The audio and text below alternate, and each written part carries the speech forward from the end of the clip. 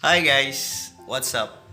Have a good activity tentunya, and how are you doing everyone? So anyway, buat teman-teman semuanya, salam sapa, sahabat Noto semuanya, dan jangan lupa subscribe, like, komen, dan nyalakan tombol lonceng di bawah ini supaya kalian tetap dapat notifikasi video terbaru dari saya. Ya, jadi video kali ini aku ingin share mengenai bagaimana ketika saya awal mula tertarik di dunia barbershop. Sebetulnya sih ketertarikan di hairstyle atau barbershop itu berawal dari saya dulu ya, waktu zamannya masih sekolah saya sering berfantasi dengan gaya rambut. So dari situ aku mikir ada ketertarikan di situ, dan mungkin karena seiring berjalannya waktu kemudian saya disibukkan dengan karir saya, dan akhirnya kesempatan untuk ke situ jadi terbengkalai.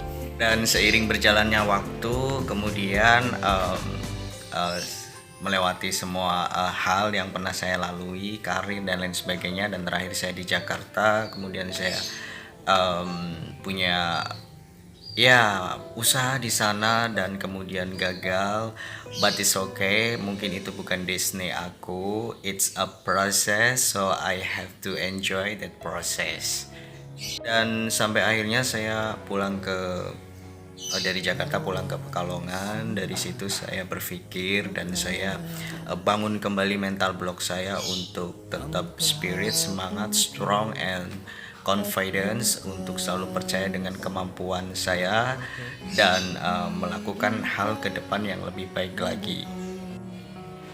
Dari situ aku mulai berpikir, dan ada suatu momen kesempatan saya, seperti kebiasaan saya sebelumnya, kalau saya sendiri tuh suka dengan berfantasi dengan gaya rambut, hairstyle, dan ketika saya pulang ada recommended dari teman saya untuk datang ke suatu barbershop, di salah satu barbershop di Pekalongan. So aku datang ke situ, dan setelah itu ya aku ketemu sama salah satu capture atau barberman, dan di situ aku lihat it's okay, dia mungkin seumuran saya atau lebih, bahkan lebih muda, dan aku mikir bahwa dia bisa melakukan ini, pekerjaan sesuai passion atau hobi dia. Maka ada flashback dari diri saya bahwa kemarin dulu atau waktu beberapa tahun yang lalu saya pingin bisa untuk sesuatu yang saya lihat sekarang ya, dari anak itu, dari capture atau barberman yang saya lihat itu. Nah dari situ aku mulai tertarik bertanya sama dia. Karena pembahasannya menarik, jadi kemudian saya tertarik, dan dia humble menurut saya. Dia kasih tahu bagaimana untuk kemudian dulu dia bisa menjadi seorang barberman atau capture di salah satu barbershop yang lumayan bagus ya. Dia kasih saran saya untuk ikut pelatihan di salah satu tempat sekolah barbershop di kota Pemalang ya. Bisa saya sebutkan sih namanya Squad Barber Course. Saya belajar di situ, di Squad Barber Course oleh rekomend dari teman saya yang di barbershop tersebut untuk masuk ke situ. Kemudian saya belajar di situ selama 2 bulan ya, karena sebetulnya programnya 1 bulan, tapi saya merasa masih kurang cukup keberanian untuk yakin dengan skill saya selama belajar dari nol sampai sudah bisa pegang kepala. Itu menurut aku 1 bulan itu belum cukup, maka aku lanjutin lagi 1 bulan berikutnya atau perpanjang waktunya untuk benar-benar saya yakin dan saya bisa percaya diri dengan kemampuan dan skill saya untuk langsung memegang konsumen atau langsung motong rambut konsumen.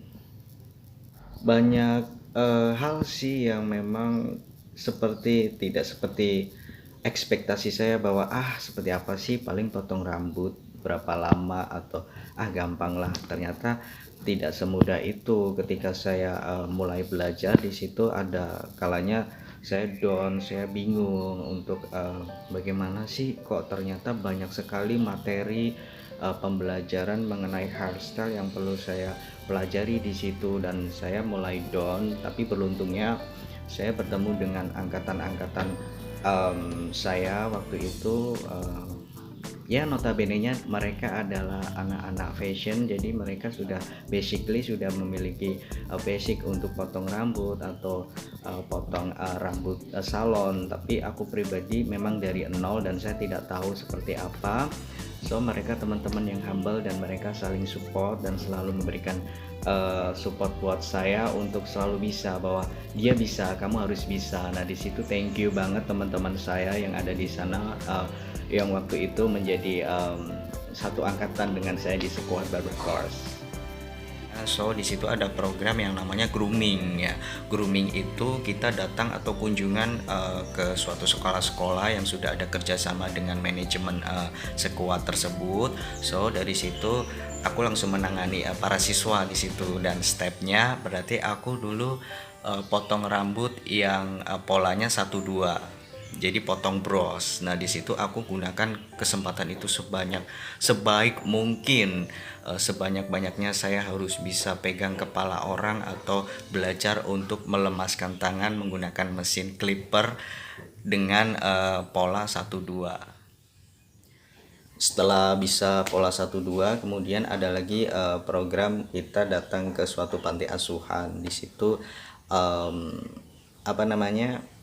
orangnya tidak banyak sih, tidak terlalu banyak. Jadi di situ timingnya juga lebih santai, dan aku gunakan untuk belajar untuk pola-pola berikutnya, pola seperti model, seperti apa side part, pompadour dan lain sebagainya. Walaupun itu timingnya lama ya, kadang potong satu orang itu lebih dari 1 jam gitu, tapi di situ aku benar-benar ingin belajar, karena setelah saya bisa bikin pola atau model satu, maka aku harus belajar untuk model-model berikutnya yang lain supaya kita skillnya bertambah. Sebetulnya banyak materi ya, banyak teori juga yang perlu kalian bekali untuk menjadi seorang hairstyle atau barberman atau capture di suatu barbershop ya. Jadi menurut saya ada selain daripada skill, ada attitude, knowledge, grooming, and public speaking yang menurut aku. Ya, karena kita berinteraksi langsung dengan konsumen, maka kita perlukan ada ya, selain daripada skill, ada attitude, ya kan, sopan santun, dan juga knowledge, pengetahuan, kemudian juga grooming, penampilan kita harus fashionable and mungkin wangi atau lain sebagainya. Dan satu lagi public speaking menurut aku ya. Public speaking is very important too. Karena apa? Karena kita berhadapan langsung dengan konsumen, so kita mesti pandai untuk berbicara, kemudian kita mesti friendly, friendship, dan familiar, supaya apa? Supaya kita memiliki daya tarik tersendiri. Karena di sini adalah usaha jasa, maka yang kita butuhkan adalah continue konsumen untuk selalu datang kembali.